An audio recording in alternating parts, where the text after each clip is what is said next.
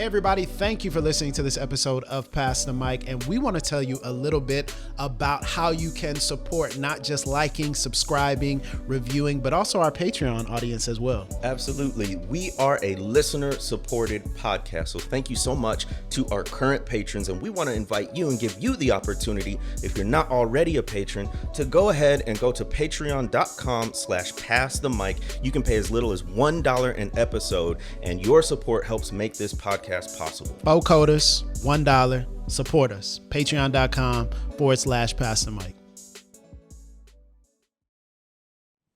Greetings and God bless. Welcome to another episode of Pass the Mic, Dynamic Voices for a Diverse Church, powered by The Witness, a Black Christian collective. I am your host, Tyler Burns. You can follow me on Twitter and Instagram at Burns Clan. Please follow at your own risk. And joining me to my right is the founder of The Witness. He has a very extensive bio. The man, the myth, the legend, the two-time best-selling author, the professor, the Substack author, JamarTisby.substack.com. Dr. Jamar Tisby, Mr. Blue Check Verified himself. What's going on, brother?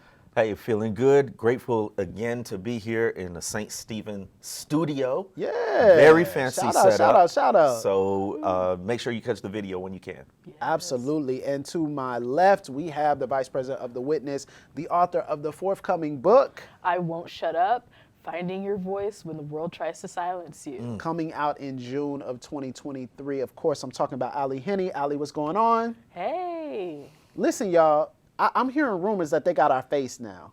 Huh? They got our faces. You know them, the people that do stuff with our faces. They got our faces now. Let me tell you what I mean. So y'all saw the trend, right, of all these AI pictures where you sent them 10 of your pictures or 20 of your pictures, however many, and then they generated like cool AI photos. Y'all saw this trend? Yes. Did y'all do this trend? No.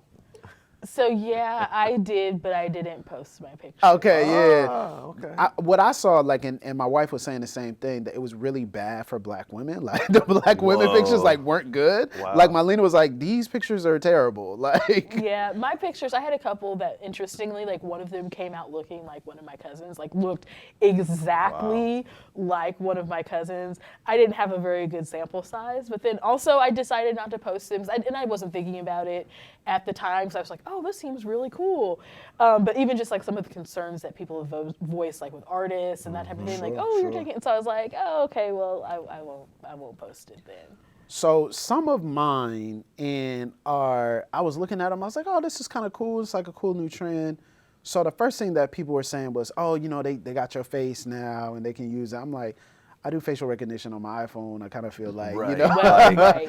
I kind of feel like pictures are out there. I kind of It's feel out like they there. got my pictures. I feel like, I'm on multiple social medias. I feel like that milk has been spilled. Yeah. But then the artist concern, I was like, yeah, because if you think about it, AI is doing an approximation of what artists do very well and with intention. It took them decades to master. Yeah, it took them Yeah. decades to master. So I'm thinking about that, and I'm thinking about who could I pay to actually do a better Yeah. job of this, and a job that's actually, more photorealistic to me and things of that nature. Because, in AI, they're going to get all the hands wrong Ooh, and the the fingers. hands. Yeah. Lord. We're going to get like We got 10 some extra fingers. You going to get another hand like right down here, like coming out like this. The hands upset me so bad. Like I can't. Like I'll be looking at him, and I'm just like, this is not right. There's something. And whenever it generates words too, whenever it generates words or letters like that, oh my gosh, that freaks me out. It's just I don't know. And there was something with the way the AI sexualized women, right? Like it emphasized certain features as ideal in terms of beauty. Interesting. Ooh, that's Interesting. And basically Europeanized them. No, definitely. Oh yes, Definitely. yes, 100%. 100%. Yeah. Yes, it definitely like lightened my skin. In fact, the picture that I got that looked like my cousin's biracial, and so like I'm if you can't see me, like I'm dark skinned, and like this had me out like super like light skinned. Yeah. Nothing against light skinned people, but like I'm not light skinned. Right. Yeah. And it's like. Yeah, that I definitely felt the Europeanization, for the Anglicization for sure. Yeah. For sure. Yeah, the same thing happened with Marlena, where she was, Marlena is naturally lighter skinned, but even more so. Whoa. Wow. To the point to where in a number of photos she looked white. Whoa. Wow. And she was like, well, how is this me? Like, this doesn't make any sense. Like, and how is AI generating this? So a couple of things were very interesting about this. So as I started to do more research on AI, y'all seem like AI taking over, cause like it seems like AI is becoming a thing. What is it called? ChatGPT? ChatGPT. Oh, Yep. yeah. So that's becoming a thing, right? So now a number of people have used ChatGPT to generate like a leadership talk or to generate a worship song or to my. generate What? sermons or to Yes. generate like Essays. for essays or history class.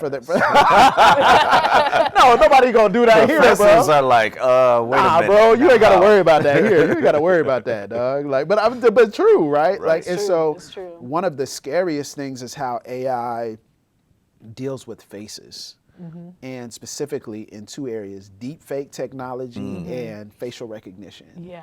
So have y'all been watching this deep fake stuff? Because now they can take you, if I'm looking away from the camera, they can literally take your eyes after AI and move you to where you're looking at the camera, but you were looking away from the camera the whole time. So it like makes teleprompters, you can literally read the teleprompter and then in post, they can just adjust your eyes. Gracious. I'm like, yo, That's deep. that is deep and That's deep. scary, yo. That Yes. really is chilling when you think about politics. Yes. Oof. And the ways that bad actors can use deepfake technology to make it seem like someone they don't like is doing something horrible. And they're very believable. That's why they call them deep fakes, right? Yeah. Like the level of adjustment and change goes so deep, it's hard to tell without some other software or program that can detect that. Okay, y'all got to get into this ChatGPT worship song. Okay, y'all got to get Wow, into this. uh-oh. I Here got to we go. read this for y'all. I had to look it up. ChatGPT worship. You tell me. They asked ChatGPT to do a worship song, to write a worship song. This is verse 1. I'm not gonna sing, but I almost thought about it. You hold me close. You never let me go. In your arms, I find my strength to grow. With every step, Ali put one hand up. She like, hold up, let him cook. Let ChatGPT cook. Let ChatGPT. Let him cook. Let him cook. With every step, I know you're by my side. Okay. With you, I'll conquer every fear and tide. And then here's the chorus. You are my everything.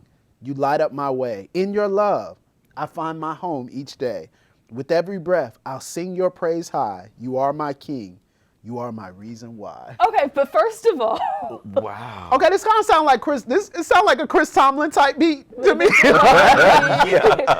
This kind of sound like a Chris Tomlin joint. This sound like feels like Hillsong. this is giving me Joel Houston. Like this is It's giving me Joel Houston. definitely My. giving me Joel Houston for real. Yo. No shade, but Yeah, it's just Like very seriously, if interesting. that popped up in church during worship, like the lyrics were on screen, Right. nobody would think twice. nobody would think. No. I mean, some people I mean, are you singing about Jesus or your girlfriend? Right, exactly. But, but In songs your written arms, by, hold me tight. but like songs that are written by humans Sound just Sound like like that. sound like that. Man, that worship stuff. That's. Yeah, so look, I'll tell y'all got to get into this gotta pull my ChatGPT guitar worship. out and be Yeah, like, you can come up with your own. But it's like, yo, if you okay, come on now. I need to See? look. The Lay down witness the need to track. get into the worship game, all right? Like, but if you think about it, that's very chilling that they can take millions of worship songs and come up with an approximation. And then the other thing that I was looking at is Madison Square Garden there's a case of Madison Square Garden getting sued by some lawyers because they were denied entry, or their clients were denied entry into Madison Square Garden based upon facial recognition.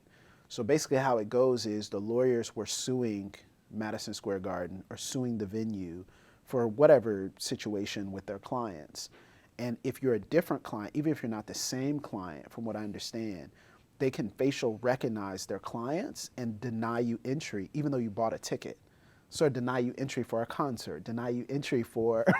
So I heard about something like this, where like there was somebody that was banned from Madison Square Yes. Garden because I think maybe they were like a lawyer in a case that was being litigated. It was wild. That was completely wild. It was something that I saw recently. My family, we recently went on vacation, and so my husband and I got TSA pre-check. So because we were traveling with 2 kids, we're like, we're gonna get TSA pre-check Don't play yourself. so we can go through. We ain't gotta take off our shoes. We ain't gotta do like all that other type of stuff. Well, whenever we left Chicago, I didn't see it, but whenever we ended up in Orlando, I saw that they had this other thing called Clear. Yep, clear. Mm-hmm. And it was like a facial recognition thing that I guess works Eye with your scan with your and your stuff. fingerprints. So then we went on a cruise, and whenever we were getting our documents and stuff ready for this ship, they asked for our picture, and I'm like, that's kind of weird. Like, we have our passport. Like, why do they want like a picture?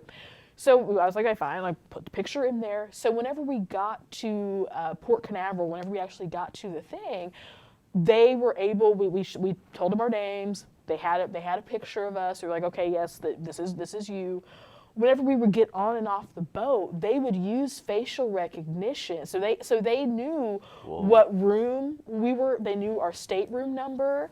They knew like our citizenship. Like they knew all these things about us. And so whenever we're getting on and off the boat, like since we had kids, whenever it was the kids, like it would alert. And I'm assuming that it would alert to be like, oh, is this kid getting off the ship like with somebody that looks like they're grown up, but getting on and off. So I didn't have to have my passport. Like they still recommended that you would bring your documents with you, but I didn't have to have my documents. I didn't have to have anything. I could literally just get my face scanned and walk onto the port And or that's whatever. Yeah, it's giving dystopian. I mean, Well, now, okay, going but see, through- I was okay with not having to carry a bunch of stuff Right, around. Like, I feel like I'm like the prime candidate for like whatever, like the mark of the beast, like whatever. Like, if it's convenient. She said, I'm gonna get that mark. That Like, mark. Like, you tell me, like, I'm I gonna can just trip buy into that it. mark. I'll be like, Did oh, you okay. see similar to that? Is it? I think it's Amazon is piloting a Definitely doing program it. It's definitely where you can Amazon. pay with your palm. So, Oh, yeah. So you get your Dog. palm scanned, you insert your credit card so they have the number. Then when you go to the checkout, they have a scanner. You just put your palm over it. You don't even touch anything. You just hover your hand. Dog, it's giving over the Revelation. scanner. It's giving Left Behind. That's giving Revelation. That's not even my eschatology, but it's That's giving right. Left Behind. It's for sure is giving Left Behind. Now I had heard that I hadn't heard the palm thing, but I'd heard that like Amazon was piloting stores where you could walk in, and I think it would Oh, use they like definitely facial do. recognition. Yeah, they definitely do. You could pick up stuff up just off walk the out. joint and walk out, and it would charge you to your Prime account. No, because I've they were seen talking those about stores. I think they were talking about having those stores in Chicago, and I was like, absolutely the heck not. I am not. I mean, I'm an Amazon user. I know that some people, their politics and their ethics don't allow them to use Amazon. I personally, I shop with Amazon knowing that Jeff Bezos is like that the billionaires aren't ethical. Low-key trillionaire, Low-key, like that. There's issues with that. But I was really, really super duper concerned about the fact that I could walk into a store, as a black woman, could walk into a store, could take stuff off the shelf without paying and walk out the store without physically making a transaction. Now, I mean, I trust the Chicago police about as far as I can throw them, and I am not that strong. And so I'm like, what is the implications of this if I walk out the store? Because, I mean, I'm sure that you all have had this happen where you pay for something at like the mall or something like that, and they forget to scan it, and then you walk out, and you get the buzzer, and then they check your receipt and whatever. So, but if I'm walking out of a store, I don't got any type of receipt. I don't got anything like that, and then I'm gonna be. I could have no wallet, no ID. Yeah, Exactly. Anything. I could have nothing on me to prove that I am who I said that I am and that I actually paid this stuff. I don't know. It raised some concerns for me. Well, and this is kind of the whole reason I brought this up is because I think AI concerns are real for everyone, but it's especially real for people of color, especially real for black people in America. And one of the things that I thought about with AI is policing, right? San Francisco, I believe it was San Francisco or someplace in California recently decided they would get the robotic dog. So that's like the robotic dog straight out of Black Mirror. Like it looks like the exact same joint from Black Mirror that was basically like indestructible and chasing people down and hunting them. And I'm like, yo, so they piloted it and they're doing that pilot right now. They just passed it so that now the robotic dog can like be part of the police force. Oh my Lord. And so I'm thinking about like what, Not the robotics. Is it giving slave catcher? Yeah. I mean, right? No, it's giving a lot of things. Like It's giving Minority Report. Yeah, It's you're giving- right, Yeah. right? It's giving Minority Report, it's giving Black Mirror, it's giving Slave Catcher. It's like, and I have to be impressed with the multitude of genres that's putting together. The Like surveillance I gotta give you state. props for that. Yeah. like you gotta deal with like physical people oppressing you. Now you gotta deal with AI. You gotta deal with because robots, like everything. And so if you think about that, there's some unique concerns. So I don't want to discount the fact that from an efficiency standpoint, it's the advancement of technology, it's the advancement of the world, but the advancement of technology doesn't have always the power to promote justice and flourishing for all people. And especially it typically exacerbates the divide between the rich and the poor, the class divide, and also the racial divide as well. So you even think about basic things where it's hard for us to get, you know, sometimes I'll walk up to the automatic door opener, you know, and it won't read for me. You know, I'm like, yo, you know, Well, like, so I gotta I'm wait here. for somebody else, like, Yeah. to come around, like, or, you know, you put your hand in the soap dispenser and then it doesn't come out. Oh You gotta my wave your gosh. hand. You gotta, you know, you gotta do, what's this? Hand job. Like, you gotta do that just to get the soap to Soap, come yeah. out. And that's like a minor thing, but then when you think about our physical bodies, our lives, when you think about our flourishing, our survival, AI in the hands of law enforcement terrifies me. Chilling. AI in the hands of the government terrifies me. AI in the hands of the military to use as war, like, terrifies me. What are we gonna have next? VR soldiers? You know, like, it's just like, yo, this kind of like, are we respawning, you know, Right. after this? Like, that terrifies me to think about the implications for justice in a just society with AI. But even thinking about stuff, because we mean, yes, the military, the police, like that aggressive kind of police military state, that industrial complex, but also basic stuff like you mentioned, like the hand dispenser working, or in the hospital. Yeah. And so we talk about like the motion thing not working, to dispense the soap or to get the paper towels or to even wash your hands. That's frustrating. As a dark-skinned person, that's frustrating. But I had heard something about how during COVID, the pulse oximeters that they used to see what our oxygen saturation levels were, they found that those did not work as well on black skin. And so then the implication of that is that it was giving us higher readings. So like our pulse ox might have actually been 85, but it was saying that, you know, it was 90 or 92. And so we weren't receiving the care. We weren't receiving the care because there's a certain threshold during some of the COVID crisis where they would say, you know, if your oxygen saturation falls below this threshold, then we're gonna take intubate more you or we're gonna something, take more measures. So a study found that the oximeters weren't working as well for black people. And so then the readings were generally, I feel like the 4 points, it might not have been that much, but it was some significant amount of points higher. And so then the question was, how many black people died of COVID that didn't maybe need to die of COVID, maybe wouldn't have died numbers we're reading, of the COVID. numbers are fine. Because they're telling you the numbers are fine. But then we also know how medical racism works. Whenever we're Yes. saying like we're in pain, we're hurting, this isn't working, our symptoms aren't being taken as seriously. And so there's implications there. There's implications for medical racism. I think that there's implications for how the healthcare system works. I think there's implications for the education system. So, you know, we joke about like cheating on papers and that type of stuff. I remember my mom telling a story about whenever she was in college in the 70s, one of the first papers that she wrote, she got a C on. Now my mom's very smart. She graduated second in her class. Like Right. she's whatever. She's like, I had never gotten a C on anything in my entire life. And so I went to my professor and asked him, like, what could I do better? And so he told her, he was like, well, I don't think that a black person can write that well. Wow. And so she was like, Whoa. pardon me, Whoa. but What happened after she punched him? she was in jail. Yeah, she's out of jail now. But no, she Oh, my she was goodness. like, no, but I wrote this paper, and she convinced him that she wrote the paper. She got the A that she deserved. But you take that situation, which was a human, and it was racism. But what happens whenever people can say, oh, but it was AI that generated this?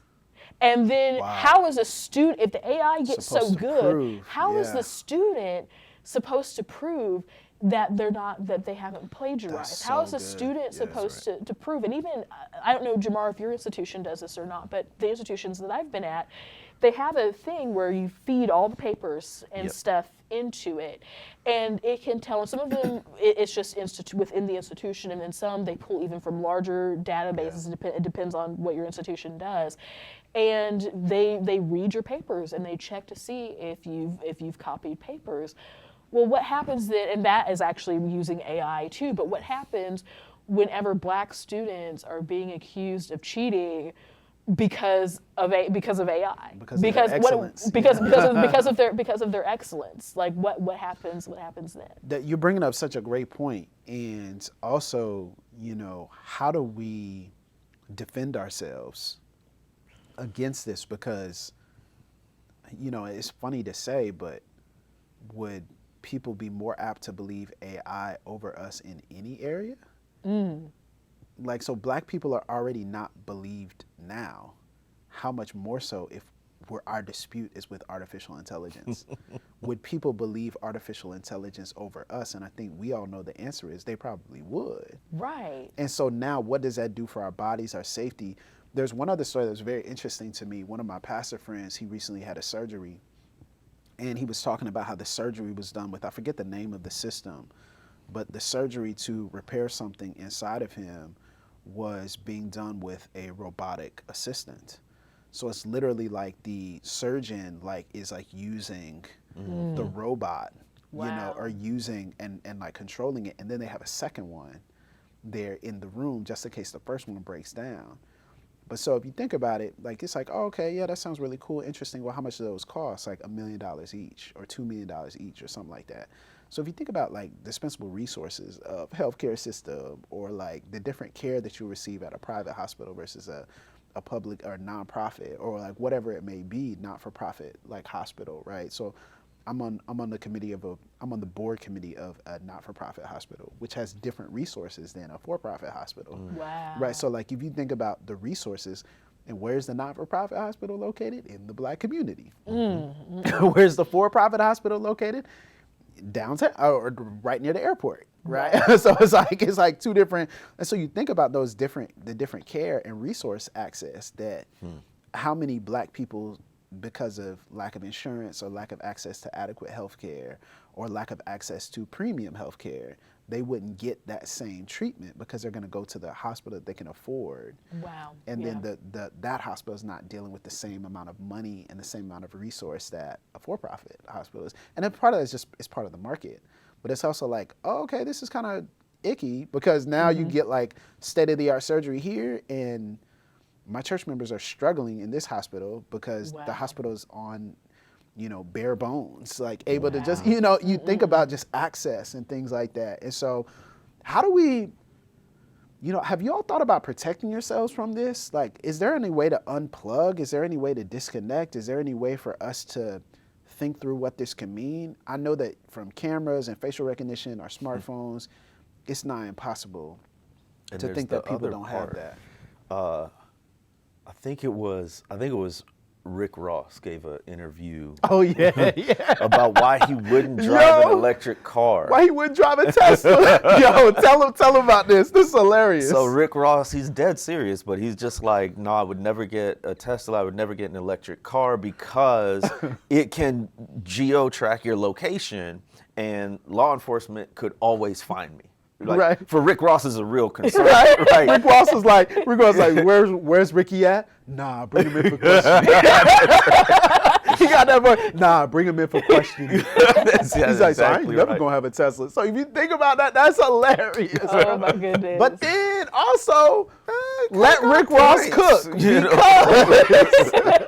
Let Rick very Ross much cook. so. So Because if you got a self-driving car, I can just drive they could just drive you to ooh, click the it button. can just drive you to the police station, lock you up in that joint, be like, okay, woo. So, I mean, you ask what we can do, and it just feels like, yes, there's always something you can do, but it feels like the what you can do is increasingly countercultural Yeah. and in that sense radical, right? Like, so to live off the grid today, if that's even possible, will have to do with your cell phone, how you pay your bills, how you go shopping, where you drive, what you drive, all of those things.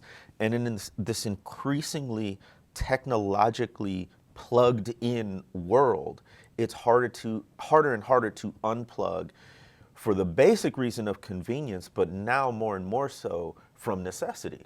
Yeah, I can't even imagine what does unplugging look like for my kids' school. You know, like how we communicate with teachers is through apps. Right. Yeah. Like how we get reports and stuff is through apps. Like, yeah, we have some physical options, but they're decreasing quickly. You know, Everything's online. kids get Chromebooks at the school, you know, for specific activities and things of that nature. So how does that work with my kids' school? How does it work with paying bills? How does it work with, and I think one of the things that I'm actually processing and thinking about is, you know, for Black creators and for Black innovators, I think that the only people that will protect us are those groups of people. Yeah. And so how do we actually learn as, you know, even the church, right? You think about the church, but church is thinking about things that it should be thinking about if it's a healthy body, right? Connectivity, discipleship, preaching the word, serving the community, you know, feeding the homeless, you know, caring for the poor, the widow, the sick and shut in. But we also have to have some arm of, and we're in a church right now that has an arm of studio, right? Like also empowering creators and STEM and all these other things where it's like, we have to actually use our resources to invest That's really in good. the next generation of who is going to be on the front lines of creation, who is going to be on the front lines of innovation with a mindset and a theology of human flourishing that says, yes, there are advancements in technology that can be very helpful for us. And then there are also advancements that can create further divides and distance and just be an avenue for racism and white supremacy to flourish and lord over Black people. So Right. I've even been thinking about what do we do with resources? Like if I ever got a building, you know, what does a building look like? I joke with our staff, like if I get, you know, someone's like, oh, if you get $1 million right now, you gonna go and buy a building. I'm like, that would be ridiculous. Like unless I could use the building for something else that was going to bless and enhance the community. Of course. But just a building for a building's sake, I'm not just going to take and use that in Pensacola because that's not wise. Like, so I'm just going to gut a building and then turn it into like the fanciest sanctuary ever.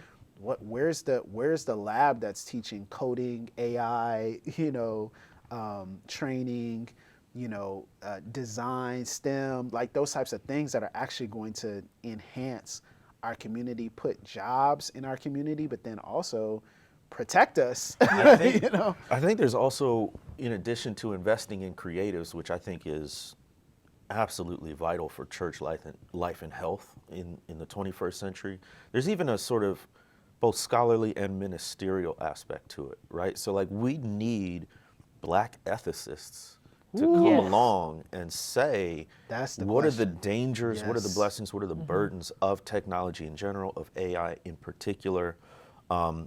There's a ministerial aspect to it of theologizing around these things. What does it mean to be a human? That's what AI really brings up on a deep level. Yes. If you can approximate human reasoning, what makes us uniquely human?